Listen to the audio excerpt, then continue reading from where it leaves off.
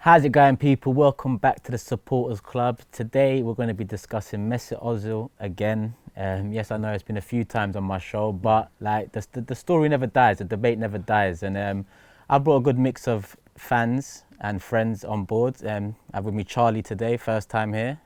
Thanks for coming down, Charlie. No problem. Lee Gunner, you've made an appearance before, obviously. Yeah, I'm sure people know you from Twitter and your opinion and that. And obviously Jordan from the Football Fans Podcast. Thanks for coming down again, Jordan. Mesut Ozil, I want to start with Lee Gunner because I know you've got very strong opinions and I know you caused a bit of a stir online with them. So Mesut Ozil, that's all I'm going to ask you. Do you know what? Rather than me waffling, seeing as his adoring fans, his army of fans love a stat, I've written some stats down.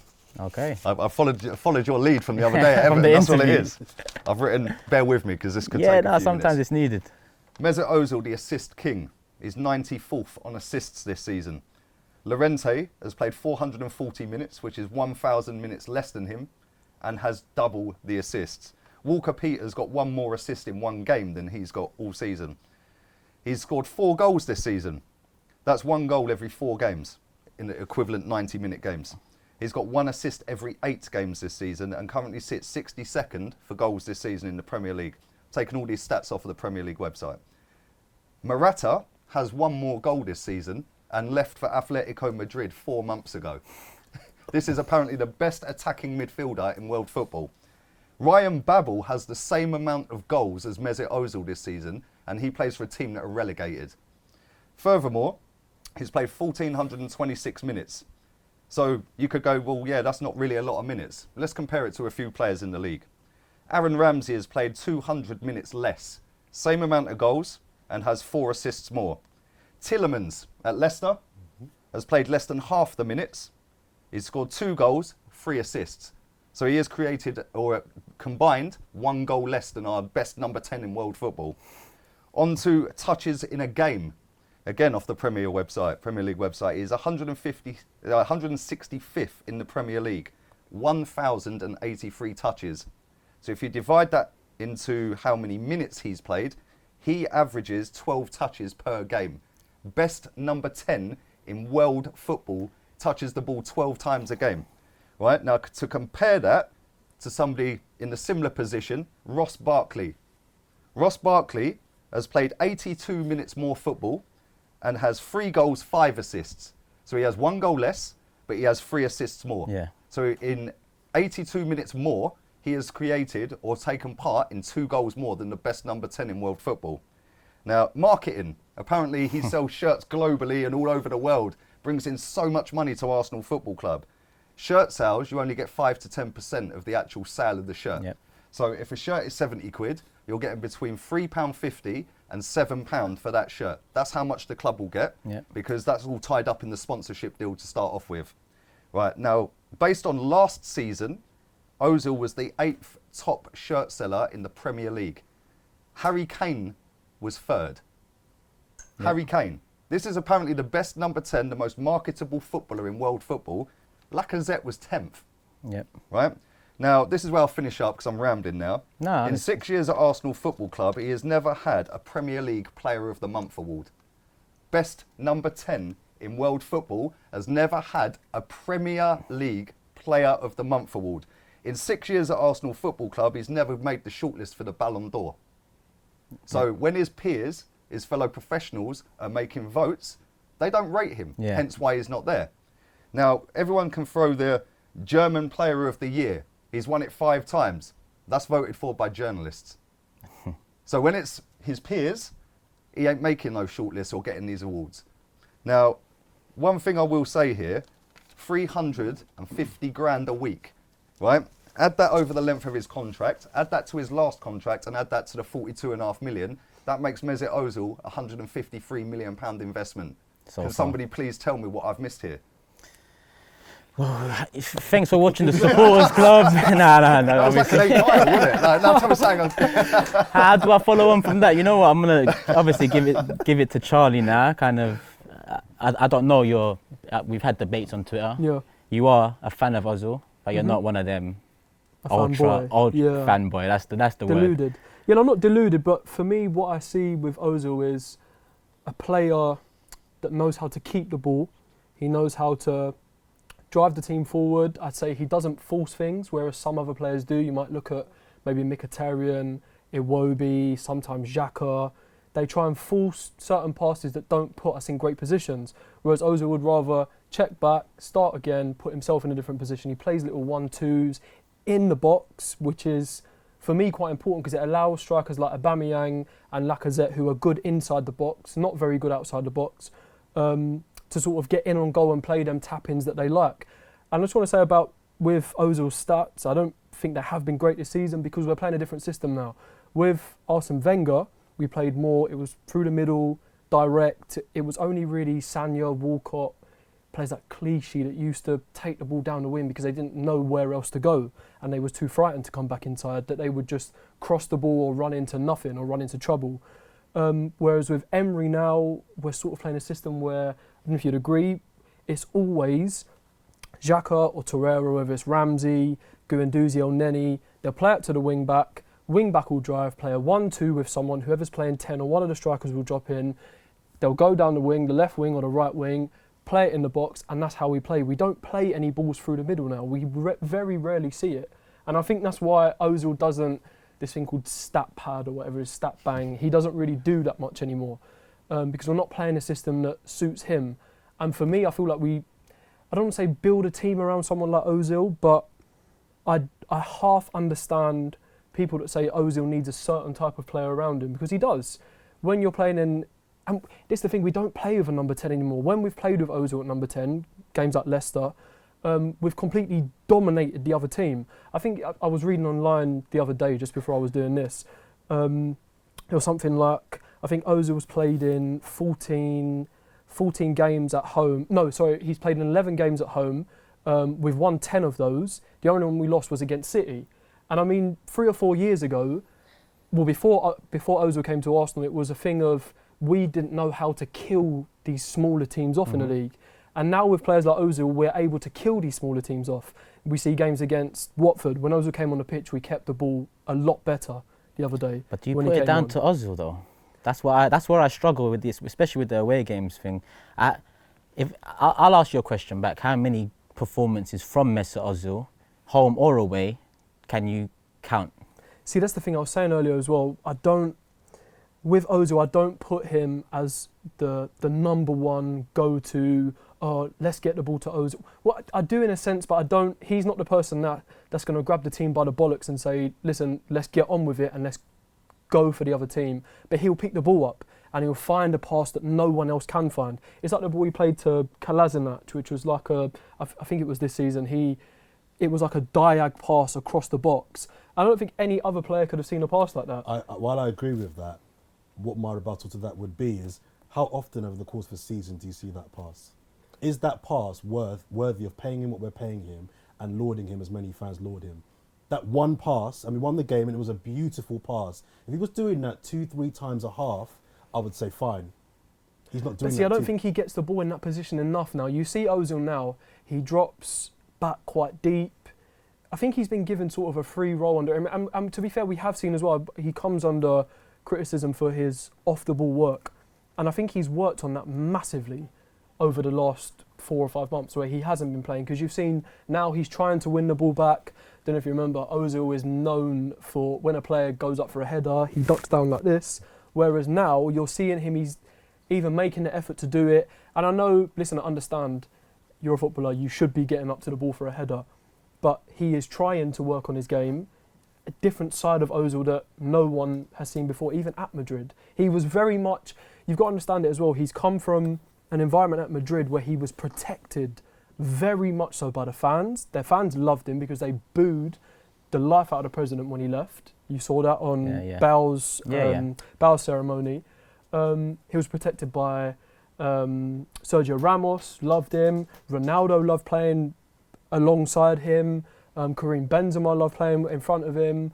So I don't think you'll find an Arsenal fan that would question if Mesut Ozil was a talented and gifted football player. The issue isn't is Mesut Ozil rubbish or good. Anyone can see that he's a talented football player. My issue is, and this kind of pertains to the stats we've just heard there, is it's one thing having the talent, it's another thing applying it. What's his output like? And I think a lot of Arsenal fans, it reminds me a lot of the Arsene Wenger in-out debate before. You have these hardcores that just seem to be married to this idea that Wenger can do no wrong, and it's this really cerebral idea that Wenger's is all conquering and amazing, and we can't say anything bad about Arsene Wenger, and he's amazing.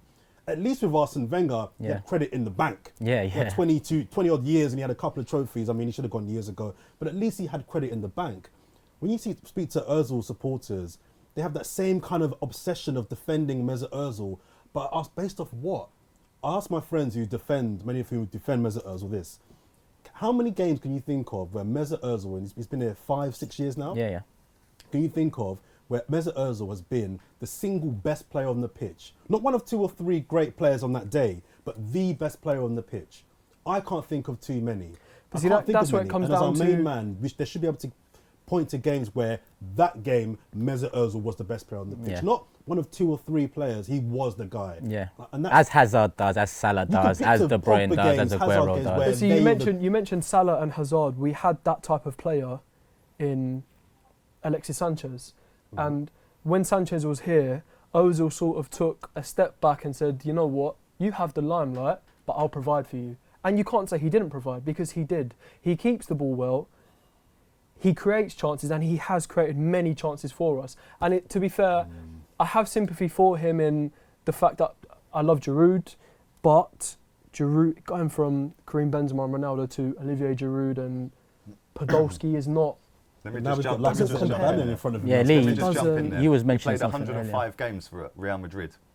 Di Maria, Benzema, and one of the best footballers of all time, Ronaldo.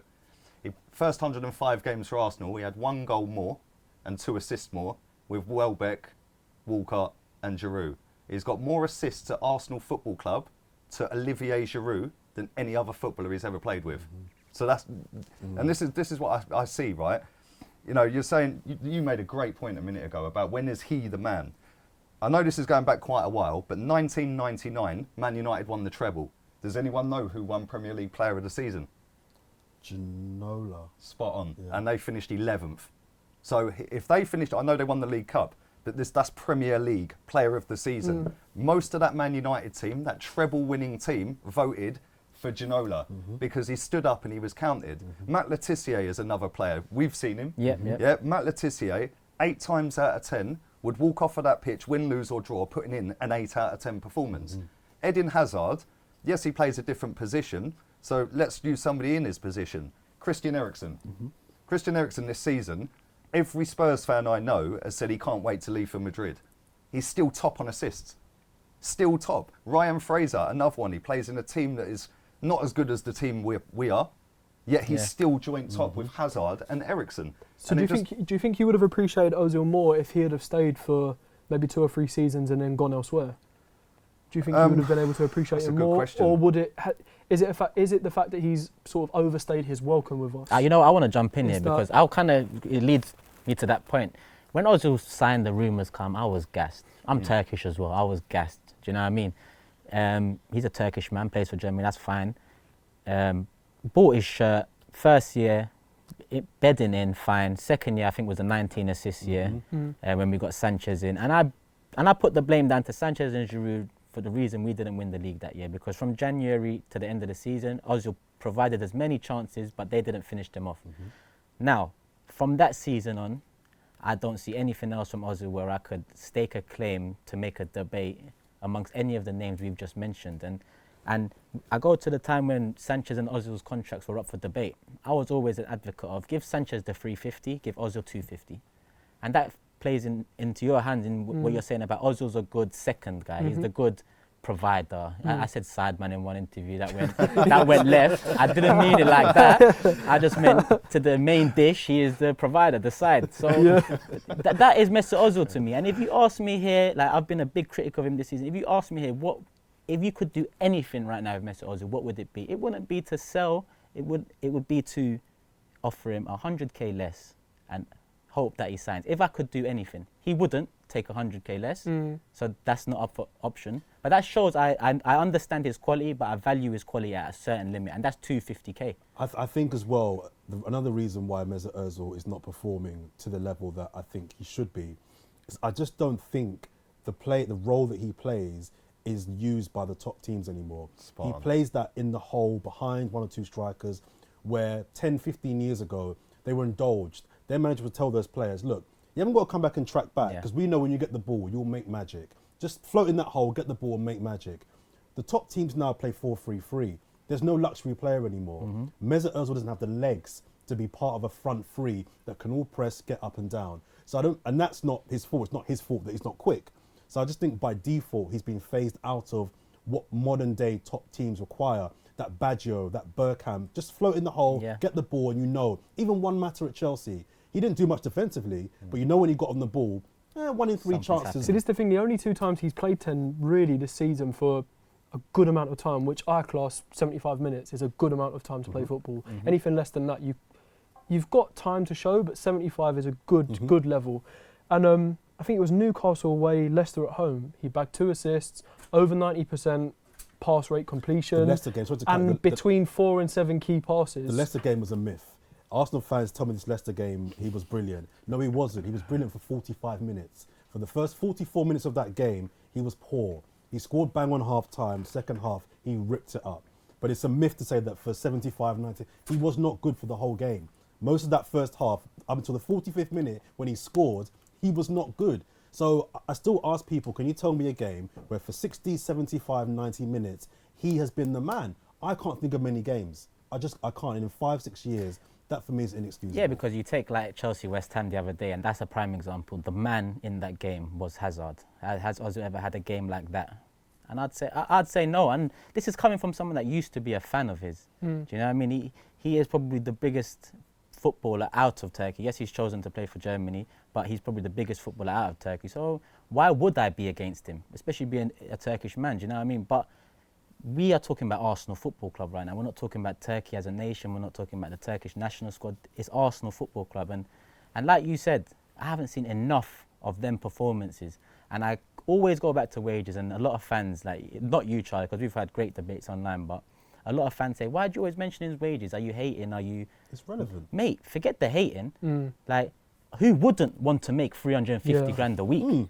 Like, for God's sake, who wouldn't? But put that to the side for a sec. He's a professional footballer. I'm giving my opinion because I pay for every fucking league game, every away game, bar Europa League.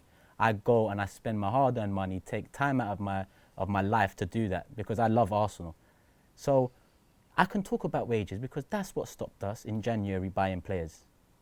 And if that's what stopped us improving the squad, I'm not going to look at an Iwobi who's on maybe 30 to 60k, because if we move Iwobi on, who can we bring in for that of price, quality? yeah. Exactly. So I have to look at top down, and I look at Ozil, number one. I look at Mickey as well. I even look at Kolasinac to an extent, even though I can see Kolasinac's benefits now, and I'd actually keep him.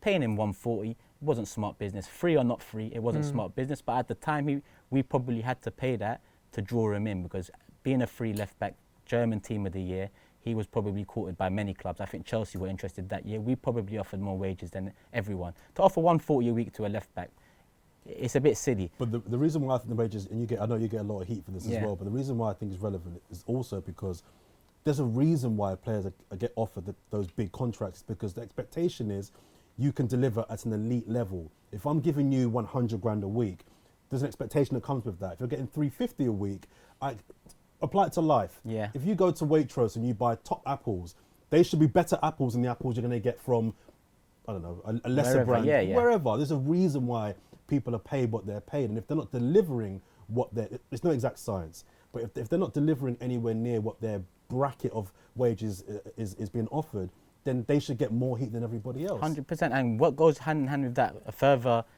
people that comment about what my criticism of Ozil is one, money, and number two, they say you can't compare him to Hazard, you can't compare him to Salah, you can't compare him to Aguero and these players there.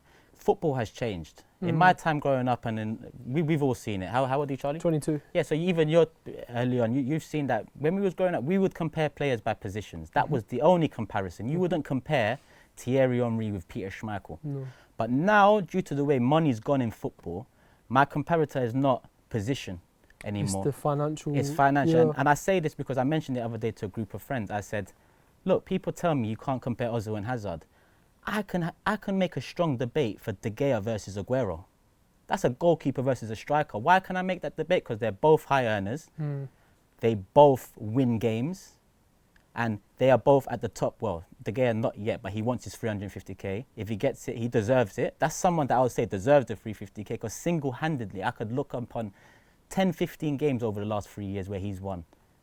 One against us last season where he saved a hell of a lot of shots. Do you know what I mean? So the comparator's not position anymore. Football has evolved massively. You look at to be fair, I was saying this to a few friends in work last week, that you look at the debates that football fans have nowadays compared to 10 years ago. 10 years ago it was, oh, he's shit, that's it. Nowadays it's stats, it's the financial aspect, it's what they're doing off the pitch, which I think, to be fair, shouldn't even come into the debate about what players are doing on the pitch. I mean, Ozil's passion for the club and all this stuff has been questioned, but I just think what he does on the pitch, for me anyway, whether it justifies 350k, I don't think it's my issue, but I think you know that it doesn't justify it. It's a crazy amount of, because do you know what it is? I think for us as well, and I think this is a major thing for Arsenal fans, is we're used to seeing, I don't want to say dead players, but players like Shamak, Gervinho, Denilson, Andre Santos, those kind of players who are. It's changed with the way in which we was paying them. So they was probably the top earners at the club on maybe 40, 50k a week, and now our top earners are 350. It's not common at Arsenal to see someone's price inflated so much. Yeah. I mean, our highest transfer fee is still what, 60? Yeah, between 50 and 60 million. 60 mil, yeah, which compare that to the other clubs in the Prem. Let me ask you guys a question, right? How much do you think Eden Hazard is worth with 1 year left on his contract? Jordan, let's start with you. If I was Chelsea, I would want, with a year left, I'd want 75, 80 minimum. And yourself? Yeah, probably around that. Okay. To be How fair. much do you think Mesut Ozil's worth with 2 years left on his contract? Ooh, good question. That's another good point, because I know the answers already. Exactly, and this is the thing, right? We bought Ozil for 10 million quid more than Chelsea bought Eden Hazard. One of them can go for £100 million or close to £100 million. It was a different period though, wasn't it? It was. Yeah, what was it? A 2 or 3 year Yeah, difference. yeah, that's and what at that time as well, that was when, because Arsene Wenger predicted a lot of this. He said the price of inflation will increase, and I think that was the 2 year period where the inflation with professional footballers, it just blew up. But the reason one of them with 1 year left is worth probably 4 times more, one of them with 2 years left. Yes, age might play a slight part on Massive. that, right? But not a 50, 60, 70 million pound difference just because of a couple of years' age. Yeah, the reason that is because one of them's ripping it up at Chelsea, who, let's be real, are worse than us this season, right? And the other one's done absolutely nothing all season apart from, he had half a good game against Leicester. But then what do you define as ripping up? Someone that skills everyone and... No, he's... Because does Ozil... to be fair, I don't have time to be great with stats, but does Ozil stat pad? This season, no. This season, no. Not Ozil, so Hazard. Does he stat pad? Hazard takes penalties, right? But they still count. And you've still got to have the balls to go up and step up and take a penalty. What I would say is, we have taken Mesut Ozil off of set pieces this season, and all of a sudden his stats have gone whee straight down there. Granit Xhaka's have gone up there because now he's taken set pieces. One thing about Hazard's actually been the highest contributor to goals in the Premier League. Yeah. Forget Sterling, forget Aguero, forget Salah, forget Mane. Hazard, combined goals and assists, he is. And to people that think that we're just Mesut Ozil haters, I think the comparison with people like Hazard and Pogba is this. Mesut Ozil will have poor games. No one's saying that Mesut Ozil has to be 10 out of 10 every single week. That would be dumb. But Paul Pogba, at his best this season, in that first Ole Gunnar Solskjaer period, 9 games. He put in a handful of performances where he would say he was playing at 8, 9 out of 10 performances. There's been some 4s and 5s from Paul Pogba, granted. Hazard the same. He's had some poor games this year. Yeah. But we've seen against West Ham, he's had some 9 out of 10 games. How many games has Ozil given us where he's been 9 out of 10 this year? This goes back to the credit you said Wenger had, and At least, Ozil doesn't have that. Exactly. He's got no credit in the bank from But it. see, I don't think we play a system where Ozil was allowed to dictate the ball as much as he would have under Wenger. Exactly. No, under in Wenger. 5 years? Under Wenger. Right, so 4 under years? Wenger he played. As I said, we played the ball through the middle. It's always Ozil controlled everything. Now it's wing play. And I think that's why this year he hasn't produced as well as he has before. And I understand off the ball, he is lazy, he is lethargic. I don't think he's even lazy. I don't think he's lazy. I just think that his output doesn't match the praise that his fans give him.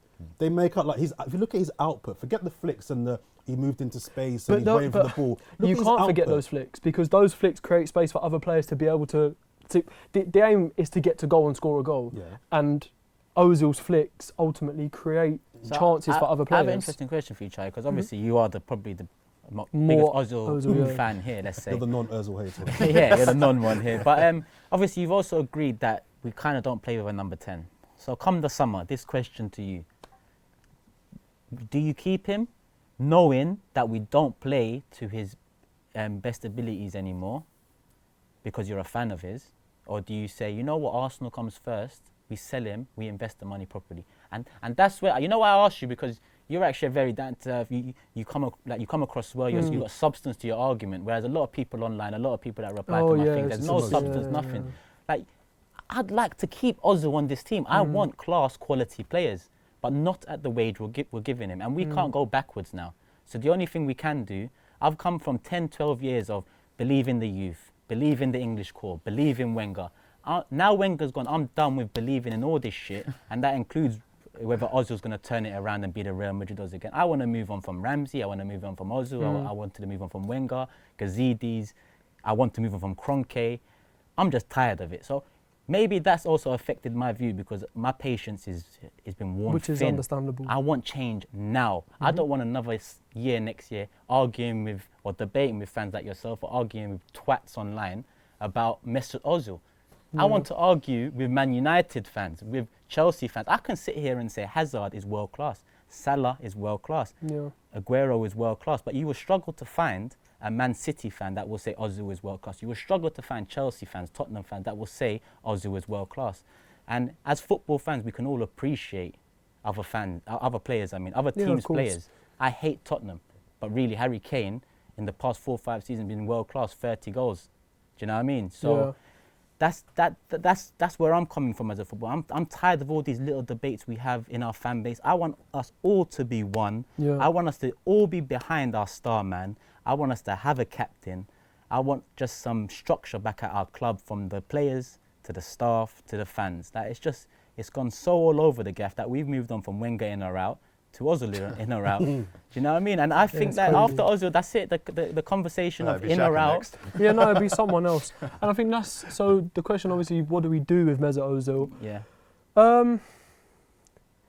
I think if it's a big if, it's a very big if. Yeah.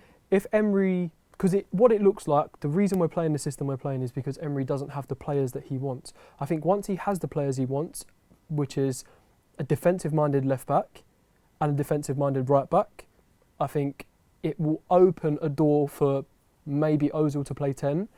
If Emery doesn't change the system, then move on.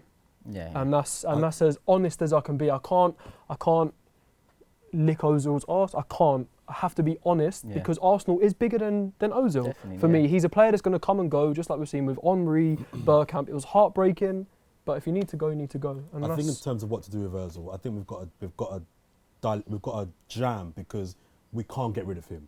So there's no can we sell him? No one's going to buy him for those wages. So he'll be at Arsenal next year by default. Who's going to buy him? Jordan, well, one thing I'll throw out there, I'm a Fenerbahce fan as well. We haven't got that much money, but Fenerbahce have been absolutely trash this season. We're fighting relegation. Ozil has already said previously he wants to retire at Fenerbahce. If we can somehow, they need the star name now. Van Persie left. We'd have to take a hit. You have to basically potentially, pay wages. And I'd be fine with that. I'd be more than fine with him doing that. But I don't see that personally happening. Yeah. So he's going to be on the books for the next until his contract finishes, most likely. I don't see where he goes. Do you know what I mean? Where does he go? If you was in charge of it all, what would you do with Ozil this summer? I'll take the hit and write him off. I'll take the hit, and I would say to a club, for the first 2 years, we'll pay half of his wages and just move him on. I'd get him out of the club. Okay. I just don't see, my point earlier on, where in the team he plays, in the system we play, I don't see where you play him. Yeah. And then you're playing him, and you're crowbarring him into a system where we agree that he's not, I don't think he's good enough anyway, but then to put into a system where he's not at his strength, you're making him look even more bad. Yeah. So for me, just move him on, take the hit, and reinvest in the future. Let's end it with Lee. Bring your notes out again and just round it all up. Do you know what I mean? That was like an Eminem moment, wasn't it? 8 Mile. But the easiest way to get rid of him is if he's apparently this massive global superstar. So you'd get rid of him? Yeah, easy to get rid of him, mate. Really? If he's this big global superstar that can bring in millions and millions of pounds to a football club, offer him to a Fenerbahce for £10 million. So you can have him for 10 mil. That gets the 350 off the wage bill. They'll pay the 350, which is 36 million quid over 2 years, plus the 10 million, that's now 46 million investment. If he's bringing in a truckload of money back to that club, it pays for itself apparently, doesn't it? So there's a way to get Especially a rid of Turkish man at a Turkish club. That Exactly. name at a Turkish club will So sell that's a the way hell I'd of get a rid lot of of him. And shirts. in that way, the money you have I'll buy saved by one. not paying him. Well, I'm a can go and buy Fenerbahce fan, so I I- agree. and if he goes Fenerbahce, I'll be a fan of his again. You get me? I'll Because buy- now he's a I'm star definitely man. a Fucking, do you Fenerbahce know what I top. mean? But look, Jordan, thanks for coming down today. problem at Appreciate it. Lee Gunner, Top same man, as thank always. you. Charlie, we'll get you on again No soon, worries. definitely. This has been the Supporters Club. Yes, it's been Mesut Ozil again, but let us know in the comments below what do you think. Is he worth 350k? Do I talk about 350k too much? Who would you replace him with in the summer? Just let us know, subscribe and do all of that stuff.